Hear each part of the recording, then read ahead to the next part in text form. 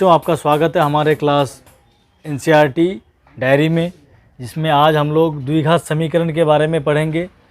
द्विघात समीकरण में विवेचक कैसे निकलता है, विवेचक के बारे में पढ़ेंगे। विवेचक को इंग्लिश में डिस्क्रिमिनेंट कहते हैं। इसको कहीं कहीं विभक्ति कर भी लिखा हुआ रहता है। तो विवेचक निकालने के लिए सीखेंगे हम लोग। विवेचक से हमको पता चल जाएगा कि कौन सा द्विघात समीकरण का मूल संभव है, कौन सा का मूल संभव नहीं है। क्या द्विघात समीकरण का दोनों मूल बराबर है, या दोनों मूल अलग अलग है, या मूल संभव ही नहीं है, इसके बारे में हम लोग सीखेंगे यहाँ। तो सबसे पहले हम लोग देख लेते हैं कि द्विघात समीकरण, इसका जो जनरल फॉर्मूला होता है कैसा होता है। ax² + bx + c बराबर 0। जहाँ पर जो होगा x² का जो गुणांक है a, x² का गुणांक क्या है a, उसका मान 0 नहीं होगा। अगर उसका मान 0 हो जाए तो ये फिर द्विघात समीकरण नहीं बचेगा, ये फिर बन जाएगा रैखिक समीकरण। इसलिए x² का गुणांक कभी भी 0 नहीं होगा। अगर मान लेते हैं कि x² का गुणांक क्या है हमारा, x² का गुणांक 0 है, तो 0 गुना x² + bx + c बराबर 0। तो देखिए 0 से गुना होकर क्या हो जाएगा, 0 हो जाएगा। bx + c बराबर 0 बचेगा, bx + c बराबर 0, जो कि द्विघात समीकरण है। दो घात है इसका, नहीं है एक घात है। तो ये कैसा समीकरण हो गया हमारा, रैखिक समीकरण हो गया। कैसा समीकरण हो गया, ये रैखिक समीकरण हो गया। कैसा समीकरण हो गया, रैखिक समीकरण ये हमारा हो गया। जब रैखिक समीकरण हो गया तो इसका घात कितना होगा, इसका घात होगा 1। जबकि द्विघात समीकरण में क्या होता है, घात कितना होता है, घात इसका 2 होता है। तो हम लोग अभी विवेचक के बारे में पढ़ेंगे, इसको फिर विस्तार से पढ़ेंगे, बाद के आगे की क्लासों में पढ़ेंगे। पहले हम लोग सीख लेते हैं कि विवेचक कैसे निकला जाता है। ठीक है, विवेचक को इंग्लिश में डिस्क्रिमिनेंट कहते हैं। ठीक है, तो विवेचक के लिए डी लिख सकते हैं हम। डी बराबर क्या होता है, b² - 4ac। विवेचक को इंग्लिश में डिस्क्रिमिनेंट कहते हैं, इसलिए उसके बदला में डी लिखा गया है। ठीक है, तो देखिए आपको इससे ऑब्जेक्टिव जो एग्ज़ाम में आता है, आपको ध्यान रखना पड़ेगा क्या क्या ऑब्जेक्टिव एग्ज़ाम में आता है। तो पहला ऑब्जेक्टिव ये आता है कि यदि d बराबर 0 हो, यदि d बराबर 0 हो तो मूल के बारे में क्या कहा जाएगा, मूलों की प्रकृति क्या होगी, मूलों की प्रकृति क्या होगी।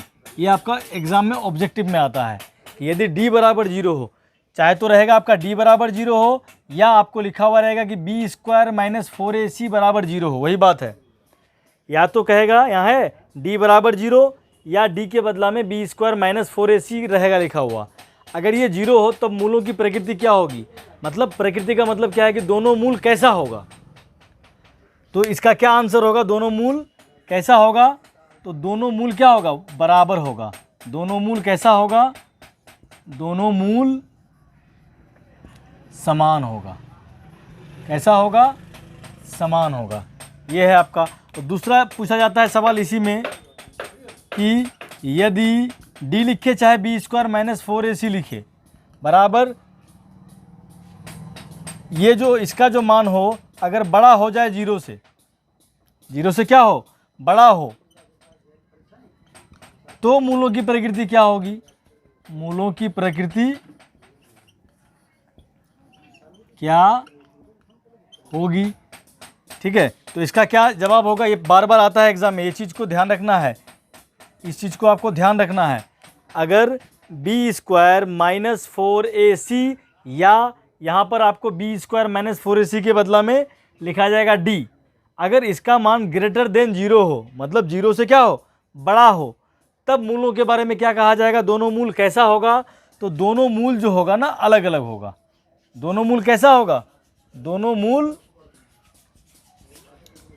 मूल जो होगा अलग अलग होगा। कैसा होगा, अलग अलग होगा। देखिए आगे तीसरे नंबर पर क्या आता है कि यदि b² - 4ac छोटा हो 0 से, मतलब b² - 4ac लेस देन 0 हो अगर, तो मूलों के बारे में क्या कहा जाएगा, दोनों मूल कैसा होगा। तो अगर ऐसा हो ना, अगर आपका ऐसा हो कि b² - 4ac 0 से छोटा हो, 0 से छोटा होने का मतलब क्या है, माइनस में मान आए। 0 से छोटा होने का मतलब क्या है कि जो मान आए d का वो किस में आ जाएगा, माइनस में आएगा। अगर मान माइनस में आया है इसका मतलब मूल असंभव है, मूल निकलेगा ही नहीं। मूल निकलेगा? मूल निकलेगा ही नहीं। मूल क्या होगा? मूल असंभव होगा। कैसा होगा? असंभव होगा। मूल निकलना संभव नहीं होगा, मूल निकलेगा ही नहीं। अच्छा, इसको हम देख लेते हैं उदाहरण के तौर पर। उदाहरण के तौर पर अगर देखा जाए तो एक सवाल हम लोग लेते हैं। क्या सवाल है हम लोगों का? 3x² माइनस 4√3x आगे +4 बराबर 0, +4 बराबर 0। इसका हम लोग d निकाल करके देखते हैं। तो निकालते हैं d बराबर क्या होता है? b² minus 4ac। तो b कौन हुआ? आप लोग यहाँ देखिए, b कौन होता है? x का गुणांक क्या होता है? b होता है। x² का गुणांक क्या होता है? a होता है। और जो अकेला रहे वो अचर पद c होता है। तो बताइए आप लोग कि यहाँ पे b कौन है? तो b मेरा ये है, ये मेरा b है। x का गुणांक ही हमारा क्या है? b है। तो x का गुणांक क्या है? -4√3। स्क्वायर है इस पर तो स्क्वायर लगा देंगे। फिर माइनस आगे क्या है? 4 × a का मान क्या है भैया? a कौन होता है? देख लीजिए, x² का गुणांक, मतलब x² के साथ क्या है? 3 है। तो 3 × 4। c का मान अचर पद जो है, देखिए बिना x वाला। तो तोड़िए इसको, ये स्क्वायर क्या हो जाएगा? 4 का स्क्वायर होगा 16, और इधर अंदर में आ जाएगा 9। अभी निकालेंगे बाद में, इसका हो जाएगा इधर 48। तो देखिए 16 × 3 माइनस 48 बराबर क्या हो गया? 48 माइनस 48 कितना आ गया? 0 आ गया। तो आप लोग देख रहे हैं क्या हुआ कि d का मान कितना आ गया है? देख लीजिए आप, d का मान क्या आ गया? 0 आया। देखिए आप लोग देख रहे हैं ना, d का मान क्या आ गया है आपका? ये देखिए d निकाले हम लोग, चाहे d कहो चाहे b² माइनस 4ac कहो, उसका मान क्या आ गया है? यहाँ 0 आ गया है। तब मूलों के बारे में क्या कहा जाएगा? तो यहाँ पे आपको दे दिए हैं, ये एग्जाम में बार बार आता है कि यदि d का मान क्या हो जाए? 0 हो जाए, तो मूलों के बारे में क्या कहा जाएगा? दोनों मूल कैसा होगा? एक समान होगा, दोनों मूल बराबर होगा। मेरे ख्याल से ना आप लोगों को इसका स्क्रीनशॉट ले लेना चाहिए, क्योंकि बोर्ड मेरा छोटा है तो जगह कम मिल पा रहा है। तो पहले आप स्क्रीनशॉट ले लीजिए, फिर इससे हम लोग आगे बढ़ते हैं। लीजिए स्क्रीनशॉट, मैं साइड हो जाता हूँ। इसका मूल निकाल के देखते हैं। जब हम इस सवाल का d निकाले थे तो 0 आया था। तो अब हम लोग देखते हैं कि d बराबर अगर 0 आ जाए तो दोनों मूल बराबर होता है। तो देखते हैं कि दोनों मूल बराबर होता है कि नहीं होता है। चलो देखा जाए इसका। हम लोग 9th क्लास से ही सीखते आ रहे हैं बाबू, गुणनखंड करके बहुत सब तरीका है निकालने का, मूल निकालने का बहुत सब तरीका है। देखिए क्या करते हैं, बीच वाला का 2 टुकड़ा करते हैं हम लोग। बीच वाले का क्या करते हैं? 2 टुकड़ा करते हैं। जो मध्य पद को है ना 2 भागों में बांटते हैं कि वो दोनों भाग को जोड़ घटाव करें तो यही आ जाए, और गुणा करें तो हमारा 12 आ जाए। बीच वाले का हम लोग 2 टुकड़ा कर देते हैं, 2 टुकड़ा, तो आ जाएगा -2√3x माइनस 2√3x + 4 बराबर 0। अब इसमें कॉमन ले लेते हैं हम लोग। x कॉमन हो गया हमारा, तो बचेगा √3x माइनस में 2, फिर माइनस यहाँ पे 2 लेंगे तो √3x माइनस में 2। देखिए दोनों ब्रैकेट के अंदर का जो मान होगा ना हमेशा बराबर होगा। एक क्लास 9 से आप लोग सीखते आ रहे हैं, ठीक है। नहीं सीखिएगा तो आगे के वीडियो में हम अच्छा से सिखाएंगे इसको आप लोगों को। तो √3x माइनस 2 और √3x माइनस 2 बराबर 0। अब आप लोग जानते हैं ये कैसा समीकरण हो गया? रैखिक समीकरण हो गया। ये भी कैसा समीकरण हो गया? रैखिक समीकरण हो गया। तो इसका शून्यक निकालना तो ईजी है, बराबर 0 कर दीजिए, शून्यक निकल के आ जाएगा। शून्यक ही मूल को ही शून्यक कहते हैं, बहुपद में शून्यक कहते थे, अभी उसको मूल कहा जाएगा समीकरण में। तो इसलिए x बराबर क्या आ गया हमारा? 2/√3। यहाँ पर भी x बराबर क्या आ गया हमारा? 2/√3। देखिए दोनों मूल बराबर है।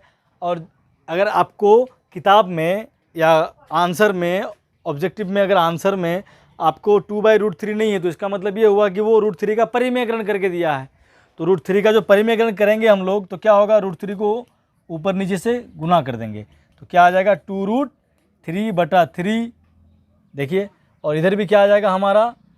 परिमेयकरण करने पर क्या आ जाएगा? 2√3/3। आप लोग देख लीजिए दोनों मूल बराबर आया है कि नहीं। यदि d का मान बराबर हो तो दोनों मूल क्या आता है? बराबर आता है। d का मान अगर बराबर हो तो दोनों मूल क्या आता है? बराबर आता है। अगर डी का मान बराबर हो तो दोनों मूल क्या आता है, बराबर आता है। ये तो हर कोई बनाएगा इस तरह से, हम लोग इस तरह से नहीं बनाएंगे। देखिए ट्रिक के द्वारा कैसे बनता है, ये जल्दी आ जाएगा, एकदम बिना कलम उठाए बन जाएगा। कैसे बनेगा, चलिए ये आया है ना, आप लोग देख लीजिए। 2√3/3, 2√3/3 दोनों मूल बराबर था। ये लॉन्ग मेथड था बनाने का, जो कक्षा 9 से हम लोग सीखते आ रहे थे। अब हम लोग देखिए इसको शॉर्टकट में कैसे बनाते हैं, शॉर्ट ट्रिक में कैसे बनाते हैं। देखिए आप ये बच्चों इसको शॉर्ट ट्रिक में कैसे बनाएंगे, आप लोगों को याद रखना है। क्या याद रखना है कि अगर यदि डी का मान 0 हो, डी का मान क्या हो, 0 हो, तो मूल देखिए शॉर्टकट में निकल जाएगा। कैसे आएगा मूल, ध्यान से देखिएगा, मूल शॉर्टकट में आ जाएगा। कब, यदि डी का मान क्या हो, 0 हो, तो सीधा सीधा फॉर्मूला लगाइए -b/2a। पहला मूल आ गया ये, और दूसरा मूल भी ऐसे आएगा -b/2a। लगाइए फॉर्मूला, आपका अपने आप आ जाएगा। देख लीजिए आप, b कितना है, b कितना है जी, आपका b है -4√3/2a, 2 × 3। ठीक, इधर देखिए b कितना है, रुकिए, ये माइनस और b का माइनस दोनों मिलके क्या हो जाएगा, प्लस हो जाएगा। ठीक है, ये यहाँ का ये माइनस और ये माइनस दोनों मिलके क्या होगा, प्लस हो जाएगा। फिर ऐसा ही ये माइनस और ये माइनस दोनों मिलके क्या हो जाएगा, प्लस हो जाएगा। तो 4√3/2a, का मान क्या है, 3 है। देखिए यहाँ 2 से कट जाएगा तो आया 2√3/3। यहाँ पर भी देखिए 2 से कट जाएगा तो 2√3/3। देख लीजिए आप, आया, बिना कलम उठाए भी ला सकते हैं इसको। ये आंसर पहला, ये दूसरा मूल आया कि नहीं आया। कब ये निकाल, ऐसा फॉर्मूला, ये फॉर्मूला का इस्तेमाल कब करेंगे हम लोग, दोनों मूल निकालने के लिए इस सूत्र का इस्तेमाल कब करेंगे, जब आपका डी का मान क्या होगा, जब आपका डी का मान 0 हो जाए। किसका मान 0 हो जाए, जब आपका डी का मान 0 हो जाए तो मूल निकालने के लिए हम लोग शॉर्टकट तरीका यूज करेंगे, शॉर्टकट सूत्र यूज करेंगे -b/2a, -b/2a। देखिए -b/2a रखिएगा, शॉर्टकट में आ जाएगा आपका। ऑब्जेक्टिव बनाने के लिए आपको, लोगों को वीडियो अच्छी लगी है तो अपने दोस्तों के साथ शेयर करें और हमारे एनसीईआरटी डायरी को सब्सक्राइब करें। जय हिंद, जय भारत।